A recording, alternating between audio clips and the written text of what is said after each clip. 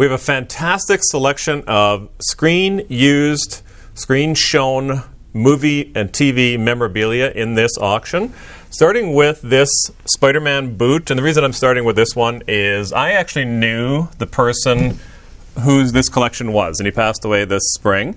And I made this cabinet for him about a dozen years ago. So this is a screen-used SpiderMan Boot. This is one of his pride and joy, so he wanted it to be custom framed looking, so it looks like it's in a sealed up shadow box with matting on the top, but he wanted to be able to get his hands on it, or his feet maybe, as it were.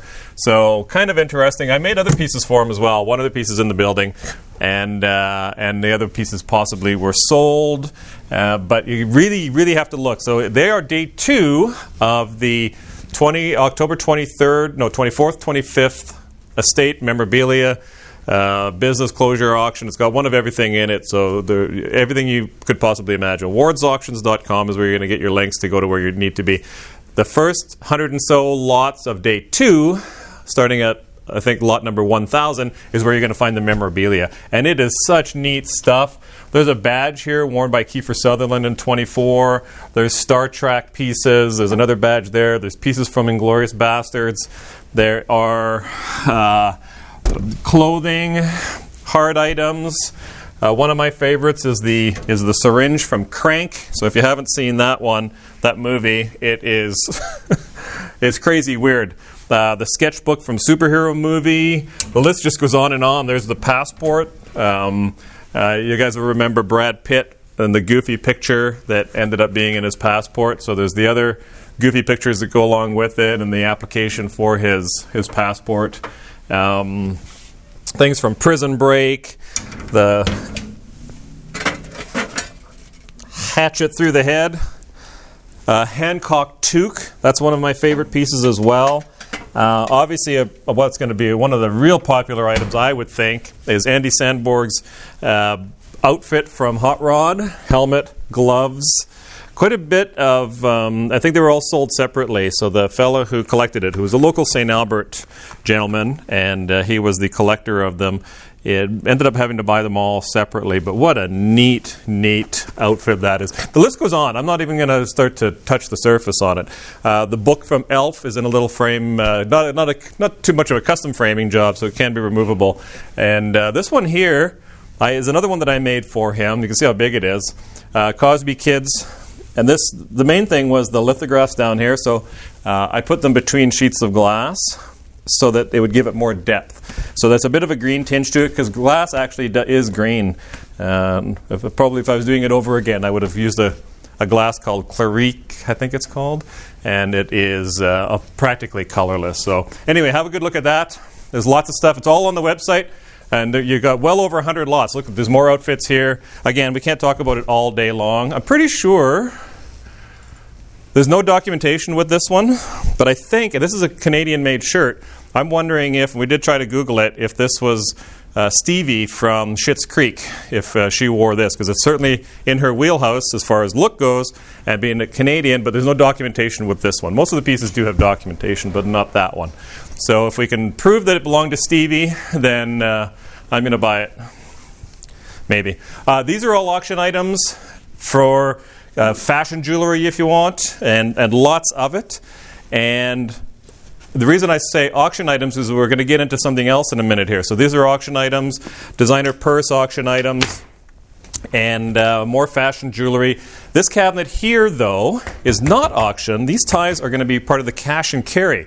So I want to talk to you just a minute about the cash and carry. You see all the clothing here behind me. Racks and racks of mostly designer type pieces. I'm not going to pretend to know. This has got a $200 on sale price tag on it. We have it priced at, and the original price was $695. We have it priced at $75. Christian Dior, this little sweater, is $30. So on the viewing day, October 23rd, Friday, October 23rd, 11 a.m. to 8 p.m., we're going to have a cash and carry on the clothing from this estate. This is a bank file. And this was all out of one lady's home. A lot of it is brand new. You can tell she never wore it. It still has the retail tag on it. Other stuff has been used gently. Other stuff I see dry cleaning tags on them. They're going to be cash and carry, not auction. And the price is just going to be, just to keep it simple, we've just built GST into it. We'll just extract the GST out afterwards. So 75, you just put down 75. When I say cash, that does mean debit and credit card. That's fine. So that's going to be on the Friday. Mostly, it's all ladies' clothing. Mostly smaller. Nothing in my size. I guess that would go that way. Small, medium, very little in the way of large, but all of these racks of clothing, the stuff that's against the wall, and those scarves and stuff, they're part of the auction. So we're going to have signs. We're still setting all this up. We're only just getting them priced and whatnot. But here's a piece here. This has got a retail tag of $1,350. She's never worn it. We had it priced at $100. There's also $5 shirts. These are $100. Dolce & Gabbana. It's not for everyone or every day. It's an unusual piece, but there's a lot of, mostly it's normal clothing, for lack of a better term. So that's going to be on Friday, October 23rd, 11 a.m. to 8 p.m. Cash and carry, first come, first serve, no online sales. 11802 145th Street, Edmonton, Alberta, at the Ward's Auctions building. And no online sales, first come, first serve, no pre-sales. So nobody's going to call me up tomorrow on Thursday and say, I want to buy some stuff. That's not going to happen. So anyhow, that's takes care of what that's all about. A little bit different. Also on day 2 of the sale, this is on the 24th, 25th is the actual sales. The bidding has already started by the time you're seeing this. This is all going to be in a row. So after the memorabilia, you have the next lots. I think it's after the memorabilia. The next lots in a row are a closure of a carpet cleaning business, Magic Wand. And this was appointed to us by Grant Thornton Receivers. And it is cleaning assets and tools. And so there's 120 lots or so of that. So you got cleaning equipment. Some of them are part. Like these, one of these works, I think, and then the other one is for parts. It's well described in your catalog. You got the wands for the carpet cleaning. And some of these are, good price. And then there's some basic ones. The Rotovac here. Again, we've given them a basic test to at least, it kind of fires up. Doesn't mean we went out cleaning carpets, but we did give it sort of a basic test. And it was a functioning business when they got seized. So possibly a side effect of our current economic economy. Dehumidifiers here. There's 2 of them. There's a small compressor. This little Mastercraft pneumatic set doesn't look like any of it's been used. And it's sort of like this whole one shop stop for all your pneumatic goings on. Air chisel, 3/8 drive ratchet, little die grinder, pieces for your air chisel, attachments that have never been used. Those are for the paint gun mostly. For the die grinder, and then up here you've got the sander, 1/2-inch impact, a regulator, and a little HVLP sprayer. In this little fitted cabinet, there's one little, not wheel, but little block missing off the corner of that. Lots of air dryers, heater for air dryers, inter-air drying system, injector dry, all the bags for them underneath. We won't bother showing them on the video, with all of the hoses and all the rest of it are there as well. They use even a little table saw and so on. Antique drills, wall mount drills, those are fun. The sprayers down here, we couldn't get them to prime. So full disclosure, is it a quick tune-up to get them to prime or not? I don't know. I have a similar unit.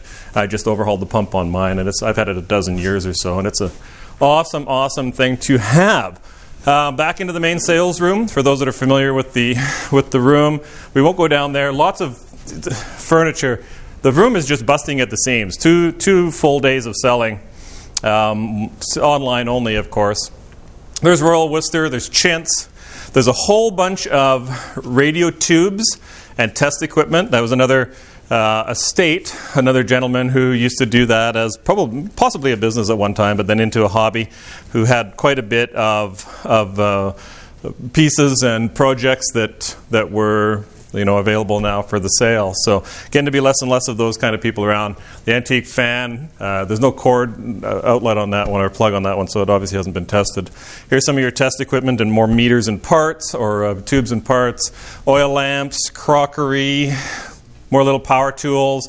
Generally speaking, you can, if we have a power tool in, not the antique stuff, but a drill or something, we've tested it. We don't put in junk that isn't working.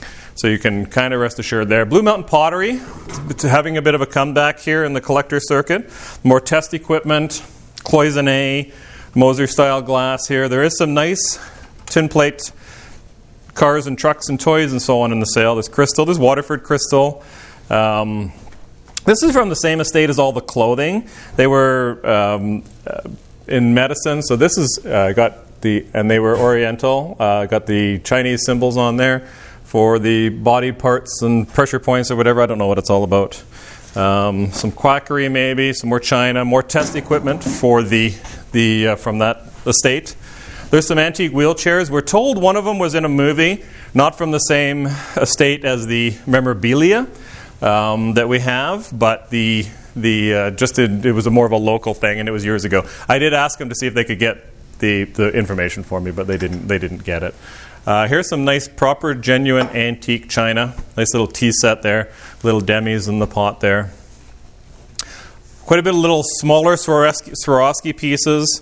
Here's a transit with the case, Waterford crystal there, some more crockery, some more die cast, KitchenAid, a nice red one. This is Waterford in here mostly. There's another, this bat is a rubber bat, so that's from the movie Benchwarmers. That's part of the memorabilia collection. Coins here, collector coins. No, nothing in the way of antique, I don't think, but lots of nice little collector pieces that are awesome for gift giving. And so keep your eyes on that for Christmas is coming up. This is the last of this type of sale before Christmas. A whole whack of gemstones in here. These are being sold in 3 at a time, or 4 at a time. 129 is the lot number on this one. So you're getting a nice big stone like that. So you could do all sorts of fun things with them. And then actual jewelry. Some with appraisals. So on this mosaic here, that's this one down here, a nice genuine antique piece in 18 karat gold, appraises at $6,000. We have a Omega wristwatch, appraises at $11,500. And you get these appraisals. These are appraisals that we stand behind. Michael Meridoff did them for us this time. We do have other people that we use as well. There's some freshwater pearls. There's a heart-shaped locket. There's some gold beads. Another heart-shaped piece. A bracelet that's $2,700. I'm just sort of flipping through the appraisals while we're showing you some of the pieces. There's a cross that's $1,400. There's another link bracelet at $6,200. Let's point that one out. That's this one here. Lot number 471 appraises at $6,200. There's an opal and gold for $5,900. There's a charm bracelet at $6,200. There's some earrings at $5,900. That's these ones right here. Lot number 169. Some really nice pieces in here. We also have an oddity. I want somebody to tell me what it is. It's in part of this tray lot 143 Alpha. This is clearly a dispenser. It is sterling silver, and it is made by F&B, F&B. It's a dispenser. So you plunger the top, and it just opens up the bottom. Obviously not for liquid. That would leak out. Michael suggested toothpicks, possibly, but I kind of think you do that, and 5 toothpicks come out, and it jams it all up. But I suppose you could do that. It seems flimsy. I don't know, but it's for something very specific, and I want somebody to comment and tell me what it's for. Anyhow, enough rambling about that. More, there's some jade. There's Mont Blanc pen and pencil there. There is more fashion jewelry. There's lots of artwork in the sale. Have a good look through there. Probably walked past a whole bunch of pieces that I should have pointed out. There's a more furniture over here. There's a whole whack of scotch. This is all obviously unopened. In fact, the person who brought it in isn't even a drinker. He was a collector, and so this is his scotch collection. And then there's these Royalty Bells decanters. 5 of them are full. Read the descriptions. They're being sold in 2s. So 103 is a lot, 103A, 103B, and you get the Charles and Diana wedding, and then you get the Prince William from 1982. So the last lot, I think, has been opened. There's miscellaneous tray lots shelf lots. And again, test equipment from the radio television guy. And then all of these have been plugged in and started. We know that these are working. So just so that you know that you can buy with confidence. Let's show this TV, this Philco. We've plugged this in too. I know we're being a bit scatterbrained on our video here. I hope you poured yourself a drink or a cup of coffee, depending on the time of day, because it's a long one. And we did plug it in, and it sort of comes to life, but we don't have an antenna on it or whatever, and I don't think it's set up for HDMI. Wonka wonka. But it seems like it's at least trying to work. There's an elliptical.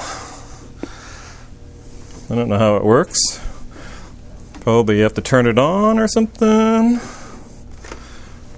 The screen is doing something, but anyhow. So this is out of that same estate that all the clothing and so on came from. And you can imagine, like, all that clothing came out of one house. It's mind-boggling. Let's go through here now. Let's start here. We've got some sterling silver. We've got soapstones. There is some plate. There's some snuff bottles there. Quite a nice soapstone with the bear having a little nibble. This is sterling silver, but it's not British hallmarks. I don't know if you won't be able to zoom in on that, will you? Plus it's upside down. Those are not British hallmarks. It is tested sterling, so I don't know what to tell you about that one. This is a sewing notion. It's supposed to have a little another little bobbin on there, I think, for putting pins in. That's a nice little Victorian piece. There's a Victorian box there, tea caddy. Superman. On the Supermobile. There's two of them, two different sizes. There's a Batmobile. There's an Enterprise. Does this one have this one? Oh, these just go at the same time. But still works. Batmobile. Bunch of die-cast planes there. That's all one lot. On the calligraphy brushes down there, that's a really interesting lot. More sterling overlay pieces there. Soapstones, very retro, very mid-century modern. On the little galley with the small brandy glasses, maybe, or something. To have them all intact like that is super cool. More silver, cloisonne. Don't discount that book. Have a good look at that one, 125A. It's got lots of pictures in it, which is what we like. Let's spin you around here. Carpets. Carpets aplenty. 100% wool, mostly. And quite a few of them. I don't know how many we have, but there's got to be 50 of them here hanging, if there's one. Some of them are carpet size, some are runner size. And the list just goes on and on. So there's good photos of all of them.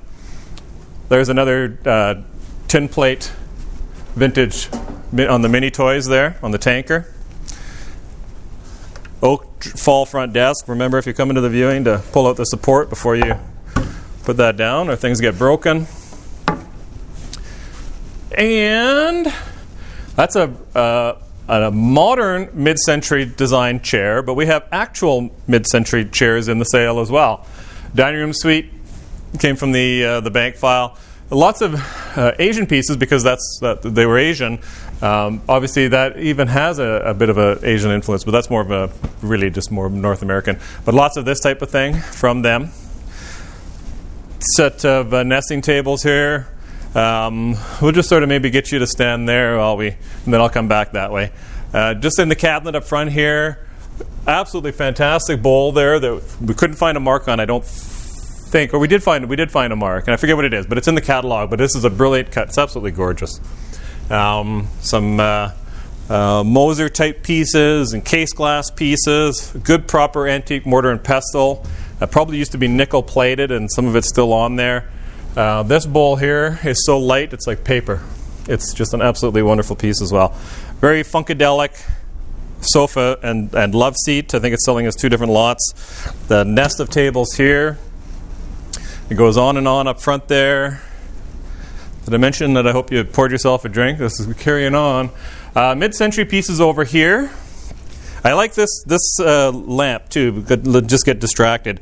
It's very deco. I think it's very deco, but I do like that one. Mid-century desks. There's two of them. Credenza. There's clocks. Mid-century artwork there.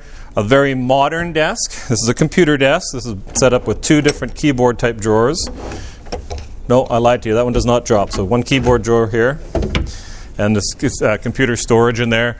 Electric guitars, there's acoustic guitars around. This one's a little Gibson. I think somebody asked me a question about if there was any marks on it, and there's nothing. It's like brand spanking new, you know.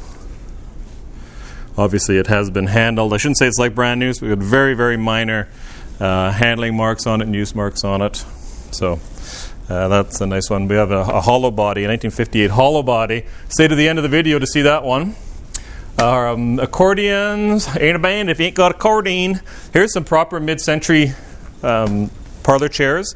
There's two in the swivel style with ottomans, and then there's two that match it that are the non-swivel open-armed parlor chairs as well. And then you've got these types of mid-century in the upholstered stuff, and coffee tables with tile insets. There's bags of wool.